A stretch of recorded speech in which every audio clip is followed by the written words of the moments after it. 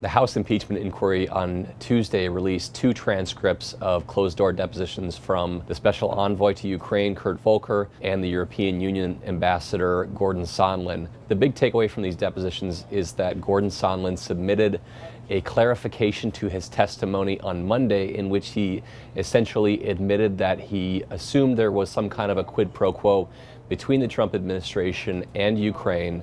Importantly, though, Sondland does not say that this was communicated to him expressly. He said that it was the only credible explanation for military aid being withheld from Ukraine, but he does confirm that he communicated this to Ukraine and suggested that they needed to come forward with these investigations in order to have that military aid released. Sondland becomes the sixth person either in these depositions or publicly to confirm some kind of a quid pro quo between Ukraine and the United States government. Sondland also builds in a defense for himself in all of this, which is basically that while he was pushing for Ukraine to investigate a company called Burisma, which employed Joe Biden's son Hunter, that he didn't necessarily know that this was something that was connected to the Bidens at the time.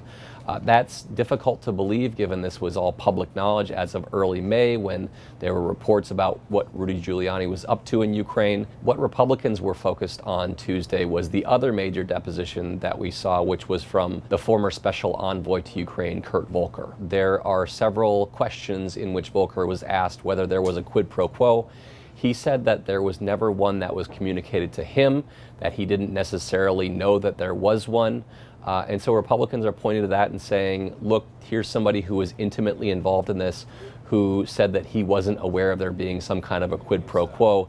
That's significant, and that is significant. But at the same time, the fact that that came out the same day in which Gordon Sondland expressly confirmed that there was a quid pro quo makes it a little bit more difficult to argue that Kurt Volker's testimony is some kind of a game changer for Republicans.